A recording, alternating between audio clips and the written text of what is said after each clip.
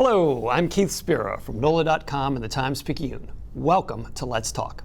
For more than 25 years, my guest today has hosted the Saturday Night Soul Power Show on community radio station WWOZ 90.7, spinning rare groove, funk, R&B, soul, and disco, culled from her vast collection of vinyl records. As a performing DJ, she has shared stages with many of her musical heroes and presided over countless late-night dance parties around town. On September 16th, her annual birthday jam at Tipitina's will also celebrate Washington, D.C.'s ultra-funky go-go music. Here to talk about all that and more is DJ Soul Sister. DJ Soul Sister, welcome to the show. Thank you so much for having me. I am thrilled to be with you. Well, great. I mentioned there in the intro that you only play vinyl when you're on the air. You bring vinyl to all your gigs. Why are you such a vinyl snob?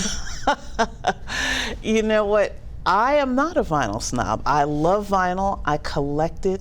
It's almost like a sickness. I can't stop buying it. Where will it go? Do I have more room in my house for it? I don't know. I'll figure it out once it gets there. But it's true. I do have over 10,000 pieces. 33 and the third LPs, 12-inch singles. Those are my favorites. I do have 45s as well. But I love collecting records, but I'm not a vinyl snob. I'm a music snob. I love music. And I tell other young DJs, or any DJs, who utilize the technology of DJing with laptops and all of the other electronic devices that are available today and that are easier, right? I tell them it's more about loving music, knowing music, than it is about the, how you share it. The medium so much is not important. Right, but for me, it's about the wax. That's what I love. Now, do you just like the sound better? Because, obviously, it's a pain, literal, to carry all these vinyl. It's heavy, whereas you can just have on your phone, basically, and pull it up. So is it just the sound of it, the feel of it? You like just the touching the vinyl? Like, what works for you with the vinyl? There are a few ways I can answer that. I always start by reminding that I have been collecting records since I was very little, right? Since I was about 6 years old. And I just have been buying records for a long, long time. By the time I started DJing, which was in college, I'd already amassed a few thousand. And you said it very casually. I'd already amassed a few thousand. Okay. Or maybe a few hundred. That's an exaggeration. I'll say a few hundred, which is still a lot. Yeah. And I just kept going because I love the hunt. I love the thrill of, what we call crate digging. That's a different type of record shopping. Record shopping, you go to the record store, you thumb through the crates and the bins, and you take the records you like to the counter, and that's a positive experience. Crate digging is a whole nother thing. You might wind up in someone's garage, you might have to climb in someone's strange attic, things might crawl on you. I've had all the things happen. Weird garage sales that are hot and questionable. You name it, I have done it for the thrill of finding rare records that you can't get anywhere else. And as far as playing them, I love the sound. I love liner notes. And for me, mixing, the thrill of blending and beat matching two records together so that you can't tell where one song ends and the other begins. That is a skill, and I love doing that live. I call it, I describe it as like riding a roller coaster. It's so much fun for me. Well, technically you can blend with digital devices as well, but it's not the same as dropping the needle, and it's just a different experience. This is the old school method. When hip hop originated, this is how you did it, with literal turntables and needles and vinyl. Absolutely, and it comes out of disco culture too, and to do it that way, that old school way, you have to do it by ear. There's no trick, there's no app, there's nothing syncing it for you automatically. You do it, and you either know how to do it or you don't, and you train wreck and you sound horrible. So right, there's no digital readout telling you beats per minute. So No you're way. like, oh, this is the same number of beats per minute. You've got to hear that by ear, and like this beat is the same as this one, and blend them together. Absolutely, and it's a skill that I love to do. It's fun for me. It's a thrill, and people seem to dig it too, and the music that I share. Well, that having to focus on doing that when you're at a live gig, when you're playing in a club or hosting one of your parties, you've got to focus. So I think that's one of the reasons maybe you don't necessarily appreciate people coming up and making requests. Well, okay, yeah, I don't take requests for two reasons. One, absolutely, I am focused. I cannot stop what I'm doing to have a conversation. Like it just cannot happen. That's sort of like, you know, going to see your favorite band and the guitarist, the lead guitarist is in the middle of a guitar solo, and then you tap them on the shoulder. Hey, can you hear? Oh no, it's the same thing. And then the other part, why I don't take requests, I call myself a DJ artist in that way, right? A little different because I share the music that I love, that I want to share. Growing up in New Orleans in the 80s, late 70s, it's live music culture. At least that's what I was around. There was DJ culture then, but what I was around, what my father exposed me to, was live music culture. So when you go to see a band, you go to see them share their art, their music. And when I started DJing, that was in my mind. I never had someone say, oh, you have to play a request or take a request. So when I started doing more and more, and people asked that of me, because when I started, it was just kind of, you know, on my own. So I didn't have anyone tell me, oh, you have to do this and that. I was just like, yeah, of course, I'm going to only play what I want to play, because that's how bands do it, so why not? Right, you weren't there to be a jukebox. You were there to play what you want to play, yeah. And then when I started doing more and seeing other DJs say, oh, you don't take requests, I said, no, why would I do a thing like that? You know, they were like, wow, how? So that's pretty much why. It's because I started only being hyper-focused on the music that I loved and wanted to share. And when I realized that there was another way of doing it with requests, I'm like, oh, no way. You can't teach an old dog new tricks. No, that's not what you do. That's not what you do. And also, people come up to make requests. That's always the danger of them setting a drink on the table and the drink tumbling onto the turntable or some disaster like that. So, well, when I first started, you know, I would play small lounges where that kind of a thing could happen. Now I've graduated to big stages, so fortunately I don't have to deal with that. But yeah, no drinks on the table. Never. When you're loading out, do you allow anybody else to carry your vinyl, or do you baby it yourself? Do you carefully strap it into its car seat and be very careful with it yourself? That's a funny question. So yeah, when I'm loading in and loading out, I have very heavy components, right? My records and my mixer and the turntables, the two vinyl turntables in very heavy cases. So I do allow the staff, in fact, in some cases I require it because I'm getting older, I can't, you know, do all the things. Right. But I allow the staff of the venue to help with the records. Now, my turntables, those are my babies. So only I am allowed to carry those, because if something happens to those, they're very expensive, they're very fragile. It's not like I can go to Target and replace it.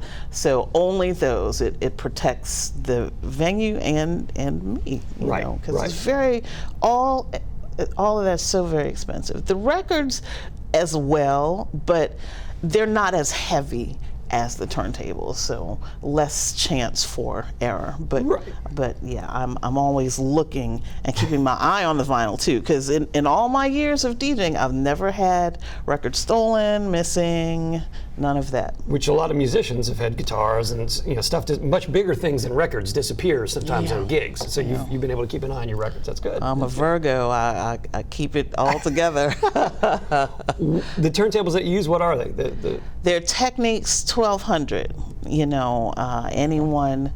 Any DJs or old school vinyl heads or turntable aficionados, Technics 1200s are like the gold standard. They've been around for a long, long time. They last forever, and that's what I use. So are they vintage? Are they older models? Are they?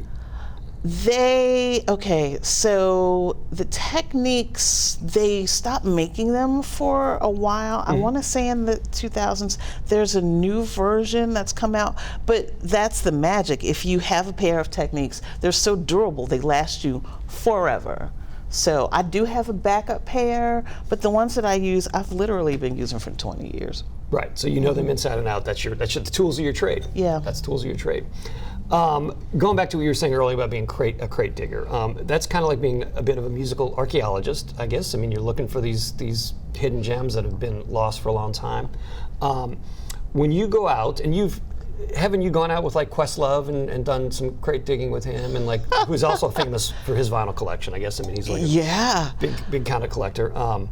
Are you looking for specific things, or are you just hoping that something catches your eye and you're like, oh yeah, this looks interesting. These guys have interesting outfits on. Like, how do you tell that, yeah, this is something I should grab and pay the money for? I'm glad you mentioned Questlove with that, because he and so many others, we have heroes of collecting, right? I said I have over 10,000 pieces. He's got whole warehouse full, from what I understand, and I love what he does, and I've played with him a bunch of times, and so records, when we are looking for records, and when I say we, anybody who is into this crate digging hunt mentality, we never have a list per se of what we are looking for. You just go and you look, and if something looks interesting, or you look on the liner notes and there are musicians or producers who you know about, or it just... You just got to feel it. I mean, you just got to feel it. Yeah. For example, I love to collect soulful gospel music of the 70s and 80s. And there's all kinds of gospel music. There are the choirs, there are quartet groups. If I look on, well, first I can look and see if it's a gospel record, right? The title is something like Hallelujah. Yes, it's a giveaway. Yep. I look on the back of it. I always look at the band. If they're like electric bass, timbales and percussion, conga drums, I'm like, this is probably rock. And horn section, I'm gonna buy it sight unseen and see what it's like. Usually it works out. Sometimes it doesn't, but that's the game. You don't always get what you expect. Sure. Has there been one, or what's the record that you came across that was like sort of the holy grail, where you're like, oh my gosh, I can't believe I found this super rare, super cool record? I mean, is there one that stands out, or is it just a whole bunch of those that you've come across over the years? Oh my gosh. I've taken your breath away with the story. Okay, I do have one story, because I come across a lot of cool things, and not everything is necessarily high price in dollar value worth. Right. It might be something that's really cool to me. But here's an example of both. A record that sounded amazing, but also was worth a lot of money.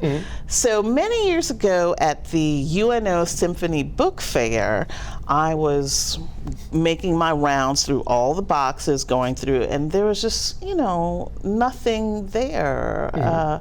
After like your 5th round of Carpenter's boxes, and nothing against the Carpenters. Fine group, yep. Yeah, but just records that you see over and over and over again in like the dollar bin or the thrift store. You're like, yeah, this wasn't such a good trip. So in the middle, I think it was in the middle of some Neil Diamond records, there's this record, black man with an afro on it, smiling, said, "Introducing Roger, $1, mint condition. This was an early, so it was from 1976, 4 years before he started a group called Zap. Is it Roger Troutman? Roger Troutman, and it was called Introducing Roger on Troutman Brothers Records, and I'm like, oh my gosh, this is teenage Roger Troutman. For $1, I'm buying this, and then I put it on my record player at home, and it was an amazing record. And then I did some research, and people were selling the record for like $10,000 online. 10,000? Yeah.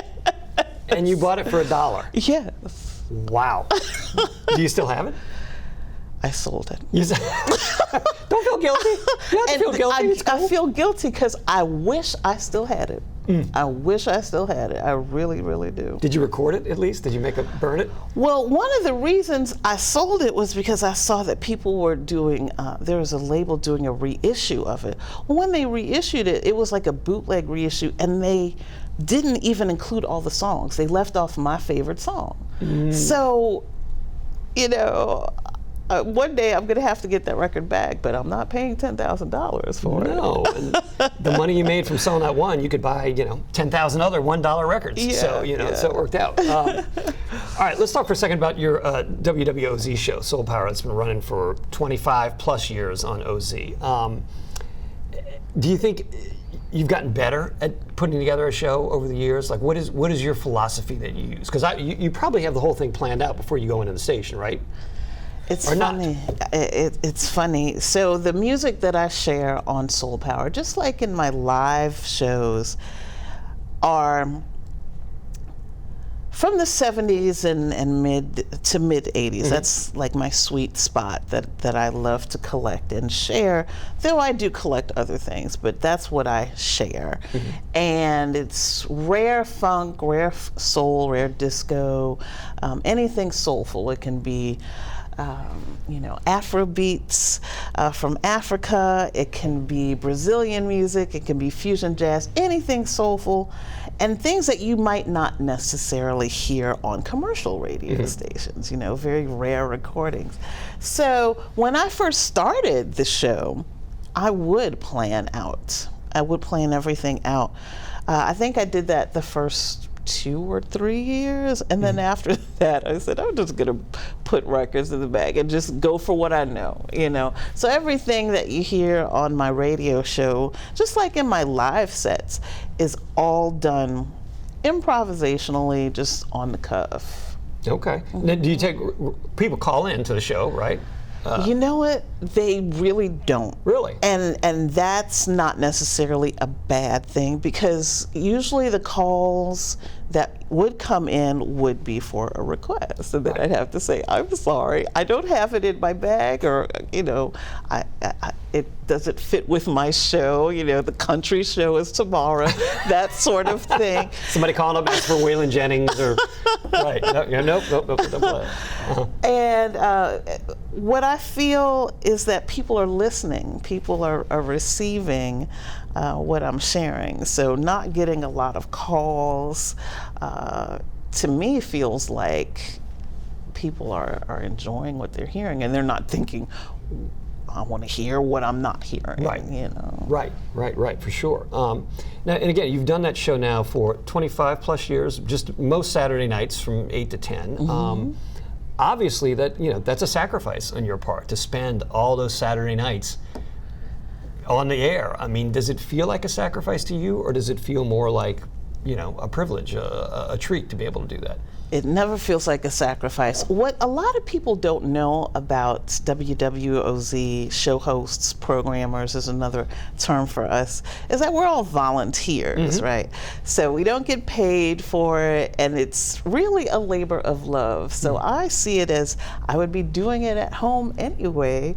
And when I started doing the show, I was midnight to 2 on Saturdays, and I was very young. I was in college. I don't remember how old, but around 18, 19, something like that. And yeah, giving up your Saturday, that might be that might feel like a burden for someone else, but for me, I'm like, I get the opportunity to share music I love. That's party time for me. And then they moved me up after a few years from midnight to 2 a.m. to the slot where I currently am, which is 8 to 10 p.m. 8 to 10, which, is more conducive to getting a good night's sleep, I guess. You finish up at 10 o'clock, go home. Or go and do a DJ gig later. That was a thing too. That's right. You go and do your own parties after, right? After 10 o'clock. Yeah. OZ, it was been in the news because you guys are having to move from your longtime home in the French Quarter. There was some controversy about where you guys were going to go. What for you is the answer to that question of where WWOZ should be? Like, what are the qualities of a new location that are important to you? For me, the qualities have nothing to do with location. Mm-hmm. They have everything to do with if the station works for the people there and for the community who, musicians, volunteers, everyone who has to visit, who is, a part of the station. So it's accessibility, safety, enough space for everybody. Those sort of practical considerations are really what you need to do the job. Are we able to get there? Parking, all of that. Is it clean? Is it, that's what I think about. Yes, when I started at the station, I was there when OZ was in Armstrong Park, and have many wonderful stories of being there, and I loved that studio. But that's no longer a thing. I actually was the final OZ DJ to be on the air before it signed off before Hurricane Katrina. So I was the last one. Wow. And we never went back. To Armstrong Park, never went back, right? Yeah, we never went back after Armstrong Park because of the things that happened.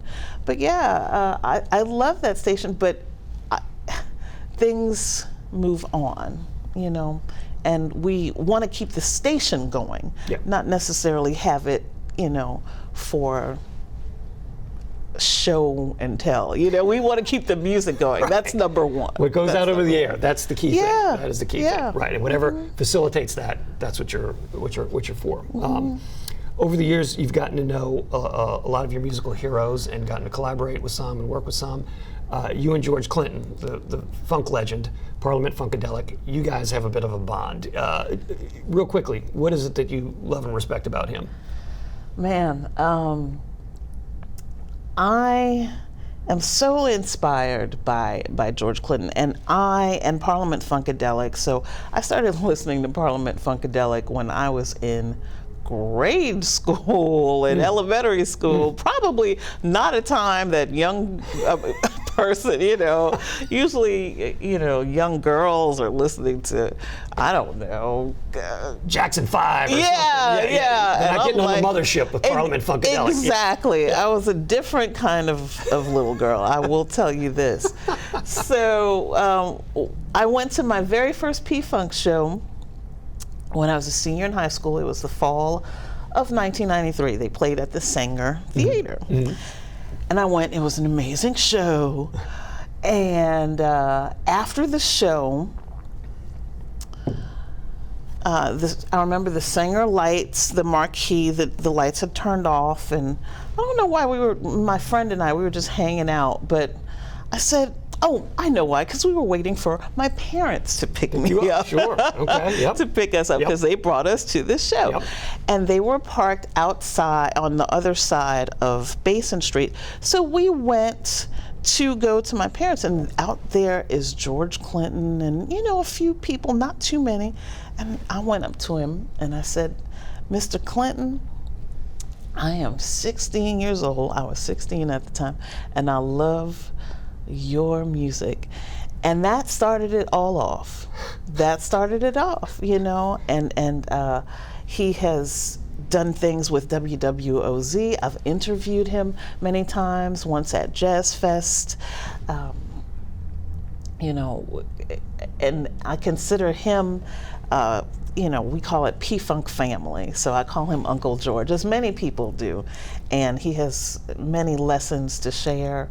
And I'm honored that I get to meet my hero, but also have a personal connection with him and his wife that is very special. That's awesome. You DJ'd at one of his birthday parties, didn't you? Oh yeah, they invited me to DJ. It was St. George Island in Florida. It was his 71st birthday party, and I went out there and I brought my turntables and records and DJ'd on the beach. Yes. Carried your own Technique turntables. Yes. Carried them yourself. All right, we only got a minute and a half here, but real quick, I want to mention again the big birthday party that you're having for yourself, September 16th, Tipitina's. You're going to be spinning, and you've got some go-go musicians from DC. They're going to play a set, correct? The legendary EU, also known as Experience Unlimited, featuring Sugar Bear. They are go-go legends in the Washington, D.C. area, and they have been around since the mid to late 1970s. Most people outside of the D.C. area know them for a big hit they had in the late 80s from the Spike Lee film School Days called The Butt, but they are much, much more than that. And it's an experience because the go-go sound is, you know, a live band, like 10, 12 members deep, and the primary instrument, the conga drums, and just the funk sound of the go-go music I have loved since I was very little, and I'm thrilled Tipitina's lets me do my party every year. This will be the 17th one, and it's a different theme every year, a different artist. So this year it's about DC go-go and giving up the funk with EU.